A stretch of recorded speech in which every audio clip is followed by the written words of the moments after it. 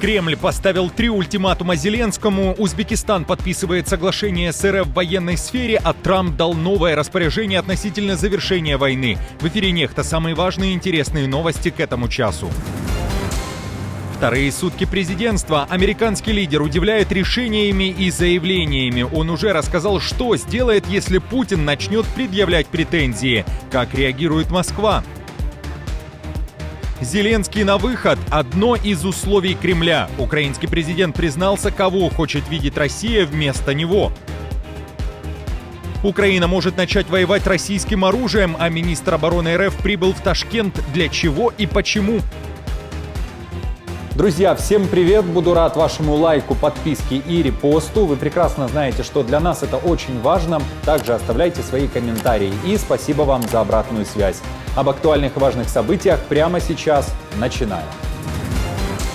Россия запустила 100 дронов по Украине. БПЛА долетели даже до Хмельницкой области. Это запад страны. В воздушных силах ВСУ говорят, что сбить удалось 65 беспилотников. Еще 30 не долетели до цели и были локационно потеряны. Дурдом. Несмотря на это, в Украине сообщают о повреждениях промышленных и жилых помещений, а также многоэтажных домов в Черкасской, Киевской, Днепропетровской, Хмельницкой, Николаевской и Сумской областях. В последних двух одни из самых масштабных разрушений в результате этого удара. Ніхто не ожидав, ви розумієте? Ніхто не ожидав. Як коли стріляють, там, ми чуємо, що ага, летить шахет. А то мгновенно, де він узявся, неізвісно. Не встигли навіть не заховатися, нічого. Украинцы устроили настоящую прожарку северокорейцам. Силы специальных операций Киева опубликовали кадры боя с военными Ким Чен Ына, в результате которого был ликвидирован 21 северокореец, еще 40 были ранены. В Киеве утверждают, что это видео – наступление КНДРовцев в Курской области, которое длилось более 8 часов. Сдержать эту контратаку представителей Пхеньяна удалось операторам полка спецназначения ССО вместе с пехотинцами. Кроме того, работали и снайперы. Украинские военные сообщают, что на 9-м часу такой битвы было принято решение на эксфильтрацию. Это тактика военных для быстрого вывода группы с поля боя в безопасное место. Полную версию видео можно найти в нашем телеграм-канале «Нехта Лайв». Трамп продолжает удивлять мир заявлениями и уже немного меняет свою риторику. На вторые сутки президентства он уже заявил, что вполне вероятно, что может ввести новые санкции против РФ, если поведение Путина будет неправильным. Вы призвали к прекращению огня в Украине. Если Владимир Путин не сядет за стол переговоров с вами, введете ли вы дополнительные санкции против России? Вполне вероятно. Считаете ли вы, что в настоящее время война должна быть заморожена? Войну не следовало начинать, если бы у вас был компетентный президент, а у вас его не было, войны бы не было. Война в Украине никогда бы не началась, если бы я был президентом. Но этого не могло произойти, потому что выборы были сфальсифицированы. Госсекретарь США Марко Рубио уже заявил, что Вашингтон ставит перед собой цель завершить войну в Украине таким образом, чтобы через несколько лет не началась новая. С одной стороны, посмотрите, это война, это конфликт, начатый Россией, но сейчас это тупиковая, затяжная и кровопролитная война, невероятно разрушительная. Я бы сказал, как для России, так и для Украины. Но Украина платит за это самую высокую цену. Ее энергетическая инфраструктура разрушена, люди теряют жизни, миллионы украинцев вынуждены покинуть свою страну и жить за границей. Этот конфликт должен закончиться, и политика Соединенных Штатов состоит в том, чтобы добиться его завершения. Мы хотим сделать все возможное, чтобы помочь положить этому конец. В России уже заявили, что приход Трампа в Белый дом открыл небольшое окно возможностей для неких договоренностей между Вашингтоном и Москвой. В этом уверен зам Лаврова Рябков. В Украине же считают, что администрация Трампа, возобновив контакты с Кремлем, столкнется с реальностью, которая даст понять, что договариваться с Путиным невозможно. Очевидно, що коли Трамп поговорить з Путіним, немає різниці, це буде формат телефонної розмови чи якийсь інший формат. Очевидно, що в цей момент для нього стане зрозумілим, що з Російською Федерацією немає сенсу, принаймні з Російською Федерацією путінських часів, немає сенсу домовлятись про щось, тому що це примітивно. і що треба просто трошки ще додати спроможності України нанести мілітарні поразки Росії на тих чи інших напрямках, ну чи там збільшити, масштабувати удари по території Росії, тому що це сильно тригерить і того ж Путіна, його оточення і так далі, і тому подібне.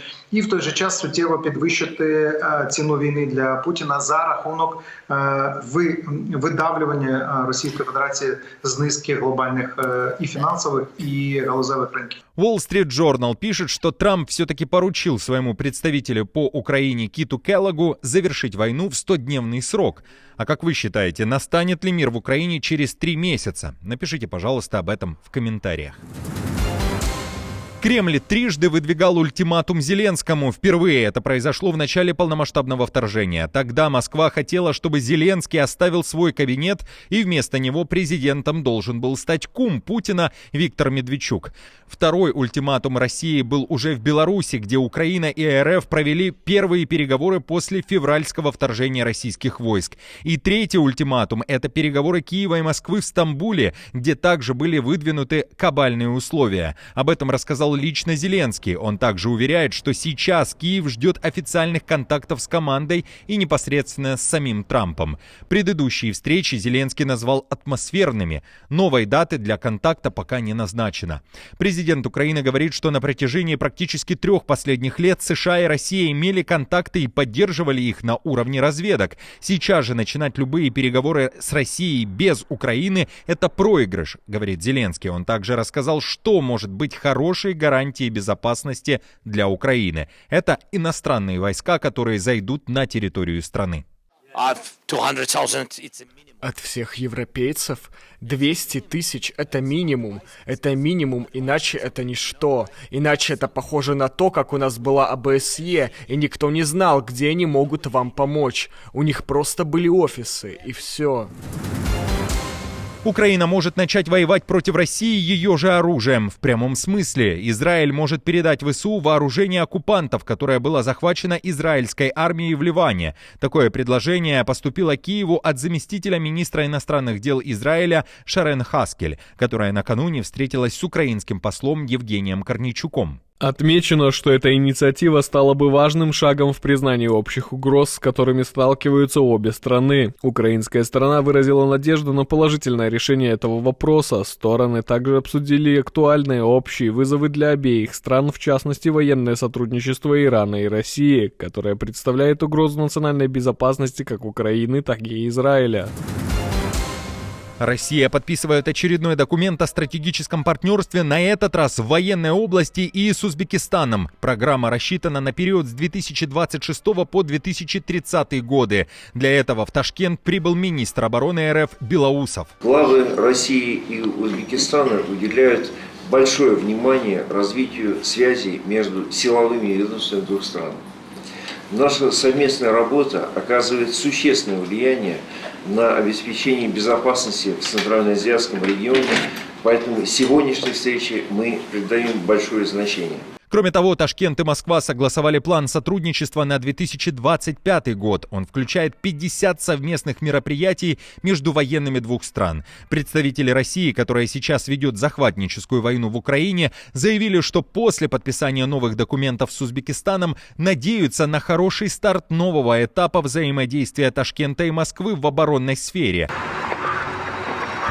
А как вы воспринимаете эти слова и заявления? Не начнет ли РФ вербовать на войну и узбекистанцев, но теперь уже официально и в рамках подписанных документов? Поделитесь своим мнением в комментариях. Отмечу, что Белоусов также встретился еще и с президентом Узбекистана. У Лукашенко отчитали, что за первый день досрочного голосования на так называемых выборах президента Беларуси на участки пришли почти 8% избирателей. Такие данные публикует Центральная избирательная комиссия Беларуси, которая целиком и полностью контролируется режимом. Тем временем в Демсилах Беларуси выпустили памятку для госслужащих республики, которых силовики Лукашенко сейчас особо запугивают, оказывают на них давление и дают поручения по фальсификации выборов. В офисе Тихановской призвали государственных служащих, которых заставляют идти против закона и совести, действовать с максимальной осторожностью и постараться уклониться от выполнения преступных приказов. Если же этот вариант не подходит, то предлагают следующее.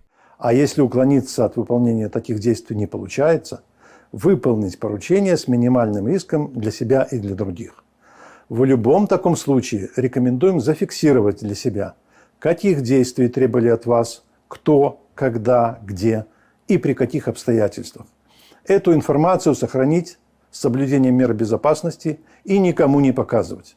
Вы можете выслать такую информацию нам на безопасную и анонимную шифрованную форму обратной связи на сайте Светланы Тихановской, но приоритетом должна быть ваша безопасность. Напомню, Лукашенко, который говорит, что не держится за власть, уже 7-й раз подряд переизбирает себя президентом Беларуси. 26 января состоится основной день голосования. Так называемыми оппонентами Лукашенко являются всего 4 кандидата: Олег Гайдукевич, Сергей Саранков, Александр Хижняк и Анна Конопатская. В США и Европе уже заявили, что выборы проходят в условиях жесточайших репрессий, а Лукашенко, который боится потерять свое кресло, лишил белорусов права свободного выбора. Друзья, на этом все. Не забудьте оставить свой лайк и комментарий. Мы же с командой продолжаем следить за самыми важными новостями. Оперативную информацию от Нехта ищите, как всегда, в наших телеграм-каналах или на платформе X. Спасибо вам за доверие и то, что остаетесь с нами. До новых встреч и хороших вам новостей.